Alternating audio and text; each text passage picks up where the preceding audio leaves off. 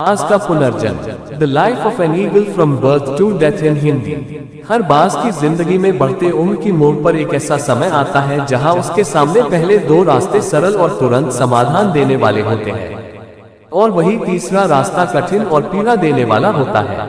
लेकिन बाज पीड़ा चुनता है और यही से शुरू होता है बाज का पुनर्जन्म।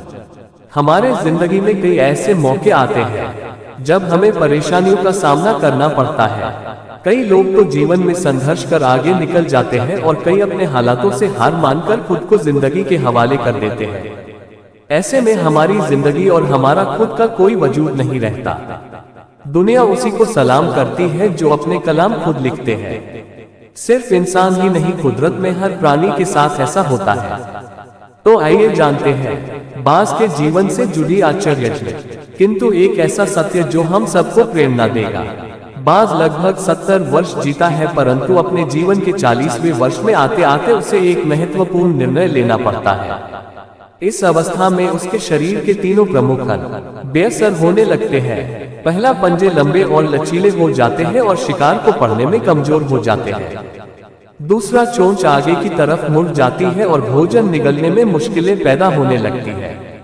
तीसरा, पंख भारी हो जाते हैं और सीने से चपकने से कारण पूरे खुल नहीं पाते हैं और उड़ाने सिमट कर देते हैं। भोजन ढूंढना, भोजन पकड़ना और भोजन खाना, तीनों प्रक्रियाएं अपनी धार खोने लगती है।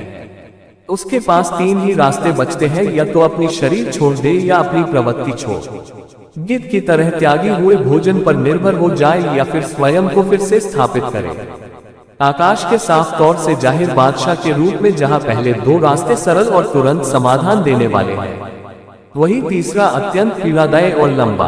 बाज पीड़ा चुनता है और स्वयं को फिर से स्थापित करता है। वह किसी ऊंचे पहाड़ पर जाता है, एकांत में अपना घोंसला बनाता है और तब शुरू करता है पूरी प्रक्रिया।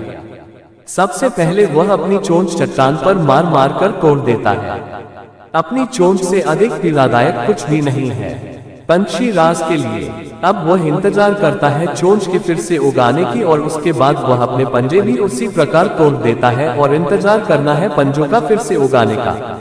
नई चोंच और पंजे आने के बाद वह अपनी भरी पंखों को एक एक कर नोचकर निकालता है और प्रतीक्षा करता है पंखों की पुनः उगाने का। 150 दिन की पीड़ा और इंतजार, और तब उसे मिलती है वही भव्य और ऊंची उड़ान। इस पुनर्स्थापना के बाद वह ऊर्जा, सम्मान और गरिमा के साथ 30 साल और जीता है। आपने कई बार ये सुना होगा, भगवान भी उसी की मदद करते हैं जो अपनी मदद खुद करता है। आज आपको इसकी मिसाल मिल गई होगी। जैसे बाज संघर्ष करता है 150 दिन तक, और भगवान उसका संघर्ष बेकार नहीं जाने देते। उसको नई जिंदगी देकर कुदरत हमें सिखाने बैठी है। जैसे पंजे पकड़ के प्रतीक है, चोंच सक्रियता की और पंख कल्पना को स्थापित करते हैं। इच्छा हालातों पर काबू रखने की, सक्रियता स्वयं की अस्तित्व की गरिमा बनाए रखने की, कल्पना जीवन में कुछ नएपन बनाए रखने की। हम में भी 40 तक आते आते इच्छा, सक्रियता और कल्पना तीनों के तीनों निर्बल पड़ने लगते हैं।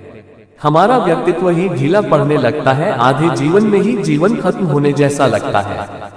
उत्साह, आकांक्षा, ऊर्जा नीचे की ओर जाने लगती है। हमारे पास भी कई विकल्प होते हैं, कुछ सरल और कुछ पीड़ादायक। हमें भी अपने जीवन के मजबूरी भरे अतिलचीनेपन को त्याग कर काबू दिखाना होगा। बाज की पंजों की तरह हमें भी आलस पैदा करने वाली वक्र मानसिकता को त्याग कर ऊर्जा से भरी सक्रियता दिखानी होगी। बाज की चोंच की तरह हमें भी भूतकाल में जकड़े अस्तित्व के भारीपन को त्याग कर कल्पना की आजाद उड़ानें भरने होंगी। बाज की पंखों की तरह 150 दिन ना सही 1 माह ही बिताया जाए। स्वयं को दोबारा स्थापित करने में जो शरीर और मन से चिपका हुआ है, उसे तोड़ने और नोचने में पीड़ा तो होगी। बाज तब उड़ाने भरने को तैयार होंगे। इस बार उड़ाने और ऊंची होगी, अनुभवी होंगी और अनंत की ओर जाएंगी। जीत तक जंग जारी रहेंगी। आपको ये कहानी कैसी लगी, ये मुझे कमेंट में जरूर बताएं।